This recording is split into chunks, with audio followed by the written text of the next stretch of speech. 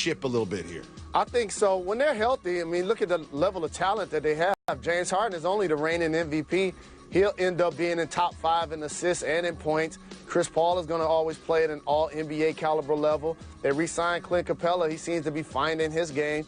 Tucker's going to give him toughness and the ability to knock down an open shot. So when they're healthy, I'm not surprised. Shout to Jeff Bisdelic, who was dealing with some family issues, who is now going to return to the Houston Rockets.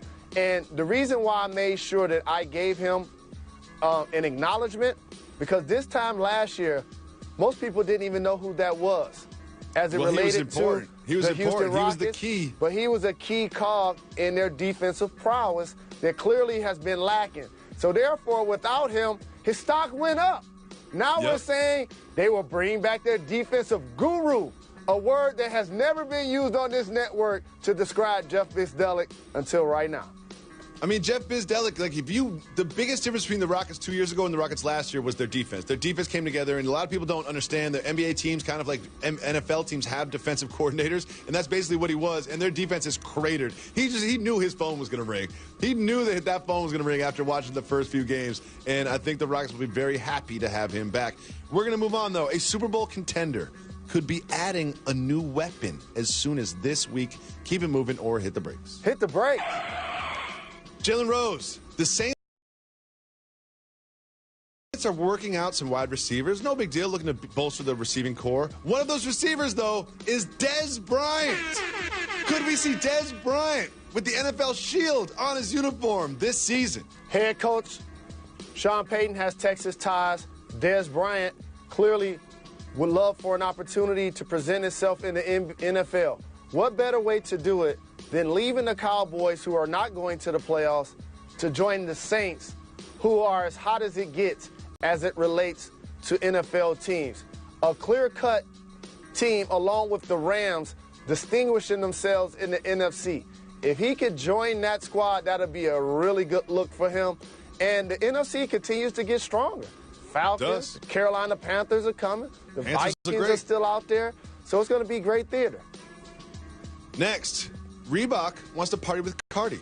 They've announced an endorsement deal with Cardi B. Keep it moving or hit the brakes. I'm not mad at Cardi, but keep it moving. I want to see the productivity Jacoby moving, you know, we of keep the it gear. moving up. The drama continues. We have an update between Jimmy Butler and the Timberwolves. Keep it moving or hit the brakes. Got to hit the brakes on this. So the Timberwolves coming off a loss, and the question was asked, hey, are you going to play in Wednesday's game against the Lakers? And he basically said, I haven't decided yet. Jalen Rose, what do you think of what seemingly is Jimmy Butler picking and choosing what games he plays in? Well, it goes back to the theory of so many people talking about this situation, and by his style of play and his productivity and being one of the better two-way players in the game, people felt that Jimmy Butler, when he joined Minnesota, that he would be all in to play in each game until he got traded. Now there's clearly been a detour from that level of thinking. This is not good for the game. You know, I'm somebody that's talked about not being a fan of healthy players resting anyway during the regular season, especially if they don't have things locked up late in the year, versus a situation like this where he's just flat out unsure if he's going to play based on the fact that he's unhappy with his situation. I hope Adam Silver figures a way to find himself in the middle of this scenario, because it's not a good look for the league. And this is a nationally televised game. We much rather have on ESPN Jimmy Butler and the Minnesota Timberwolves playing against LeBron James and the Lakers than questioning whether Jimmy Butler is going to even play if he's healthy. It's not good for business, and it's not good for the partners, clearly. Can we just get him to the Rockets or the Heat already? Like, that's where he's going to end up. He's going to end up in either the Rockets or the Heat. So can we just get him there already? Like, Daryl Morey, get back on the phone. I mean, you already put together 4 #1 picks for this guy. Like, what else do you have to do? Throw in Eric Gordon. Do whatever you have to do. The Rockets need Jimmy Butler. We need a team that could maybe compete with the Warriors in the Western Conference. There isn't one right now. This makes sense for everybody. Please, Mr. Silver, intervene. Do whatever kind of tampering you need to do to make this happen. I want to see Jimmy Butler on the Rockets. Thank you, Adam Silver. I know you watch this program every single night. Moving on. the Cleveland Cavaliers have a head coach. Looks like they made a deal with Larry Drew. Keep it moving or hit the brakes. They should have been did this when they decided to fire their old coach. Keep it moving. We keep it moving. We keep it moving. Allen Iverson is not a fan of something that's happening in today's NBA. Keep it moving or hit the brakes. Wow, hit the brakes. We always listen when Allen Iverson speaks. He loves his little guys. He said about NBA fashion, quote, "This is Halloween every night. It's the 31st of October every night." Allen Iverson is upset about the way NBA players are dressing. Is he sound like an old head that's out of touch, that's hating, or does he have a point? No, Allen Iverson has been at the forefront of style, being a tastemaker.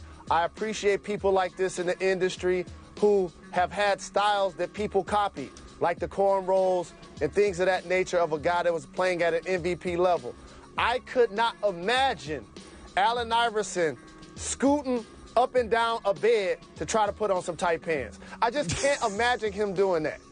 I can't imagine Allen Iverson showing up at a game and I'm seeing his ankles and Achilles. I don't see Allen Iverson some skin-tight capri pants with some like designer silk headwear on, wearing like a mismatched vest with his nipples out. Like I just don't see Allen Iverson doing that. I just don't see it. I can't imagine it.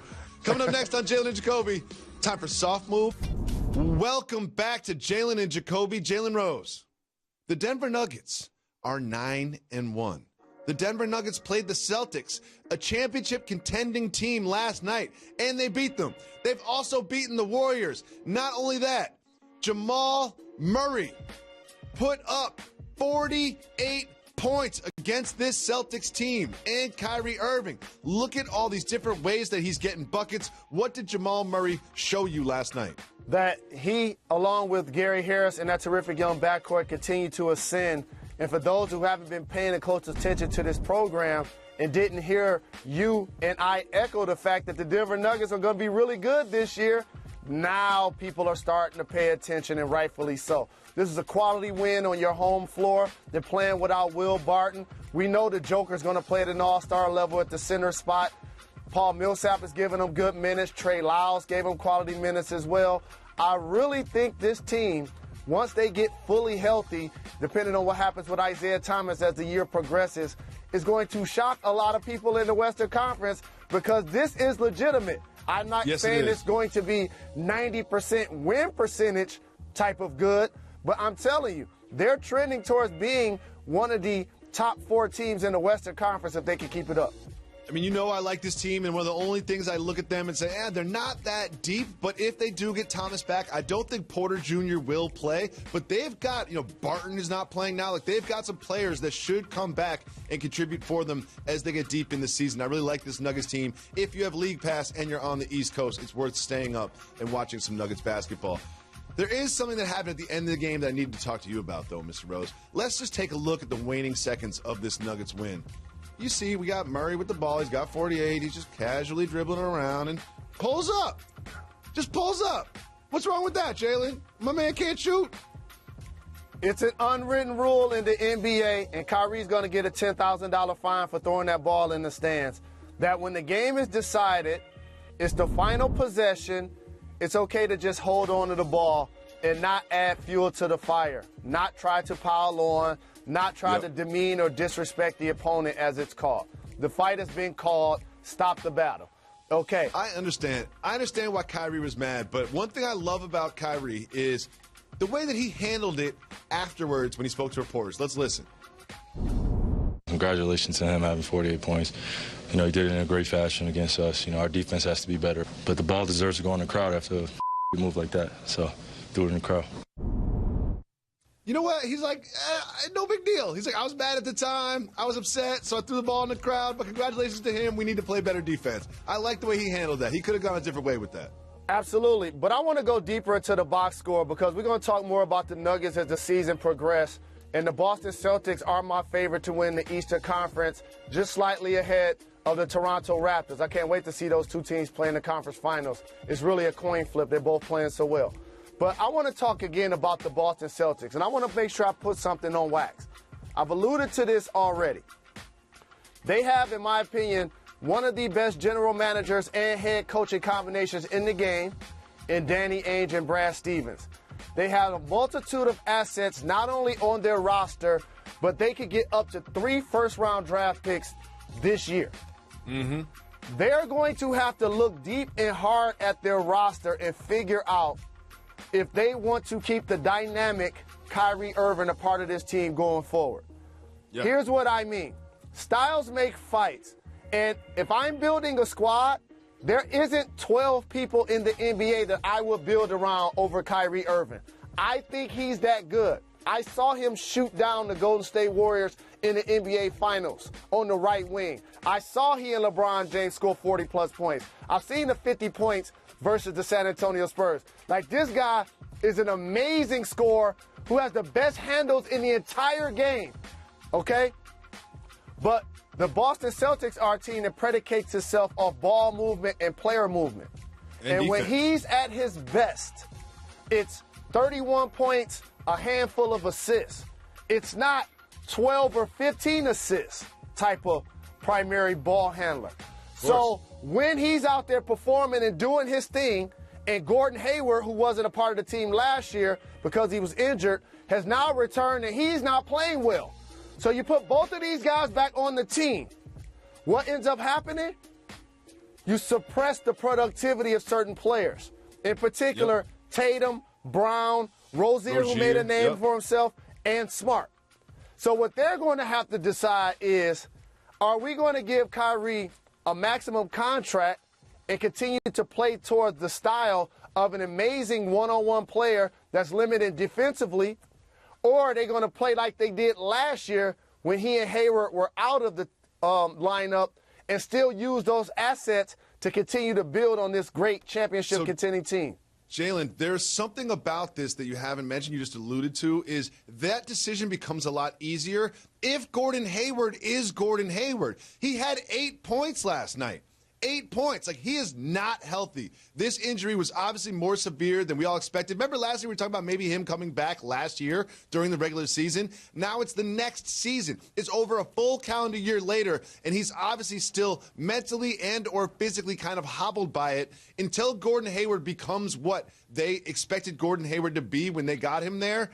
They have to have Kyrie's 31 points on that team because he put up 8 points last night. Correct, but that's my point. That's the distinction. It's only 48 minutes in the game. You bring both of those guys back. One of those guys has been terrific in isolation situations, getting his buckets and playing well in Kyrie Irving. Gordon Hayward, he's struggling, but they're both starting.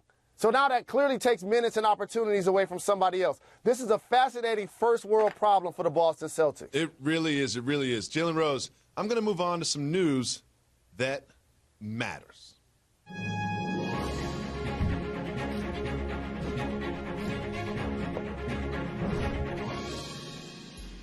Jalen, the executives at ESPN has given us this platform. I mean, an hour every day in the afternoon on ESPN2, and along that comes great responsibility. I feel like it's our responsibility to bring to the forefront some news and some topics that aren't being discussed in mainstream media, one of which is this. There's a rock, a space rock, an interstellar rock that's headed our direction. It's called Oumuamua, I believe. Oumuamua, I'm going to call it. Oumuamua is headed our way, and scientists have been tracking it. And Jalen, it doesn't move like a normal asteroid does. It's been making turns. It's been making flips. It's been doing things that make it seem like it's being controlled like a spacecraft. Huh. And let's look at this quote by the theoretical physicist Avi Loeb, who's been tracking it. Oumuamua could be an active piece of alien technology that came to explore our solar system. Jalen Rose, there is a probe, an interstellar probe, headed our direction to explore our solar system, potentially looking for life. And here we are talking about Pete Davidson and Ariana Grande breaking up. What can we do to make people understand that we are being probed by aliens? Because that's a fact. Well, there's nothing I can do to make people think that we're being probed by aliens because I don't believe in them. Now, you do. So you probably should take this opportunity to do so. When I think of asteroids, I think of the video games I played growing up, like Stargate and Defender. where I can put 1/4 in, put a hole in it, put a little string on the end, and before you know it, I'm playing with the same quarter at the video game spot all day. That's all I know about asteroids. Wake up, Jalen Rose. You playing Gallagher. Wake up, man. We're not alone. I'm not rolling. How do you know I'm not an alien? I'm not rolling. When we come back, Allen Iverson has some criticism Bubble for today's Chuck. NBA. We'll share it with you after this.